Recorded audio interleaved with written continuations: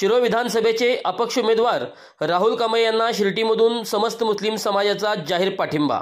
शिरोळ विधानसभेचे अपक्ष उमेदवार राहुल कांबळे यांनी शिर्टी गावातून समस्त मुस्लिम समाजाची बैठक घेतली। सदर बैठकीमध्ये दलित मुस्लिम समाजाचे हित कशात आहे? काँग्रेस पक्ष हा भारतीय जनता पार्टीपेक्षा जास्त जातीभेद करणारा पक्ष, सेक्युलर, फक्त आपली मतं मिळवण्याकरता आहे, तेव्हा आपल्यासाठी आणि आपल्या कल्याणासाठी झटणाऱ्या उमेदवाराच्या मागे राहावे अशी राहुल कांबळे यांनी विनंती केली। तेव्हा समस्त शिर्टीमधून मुस्लिम समाजाचे सरसकट मतदान हे पेट्रोल पंपाला होणार असल्याचे आश्वासन दिले। यावेळी शिर्टी गावातून समस्त मुस्लिम समाज उपस्थित होता।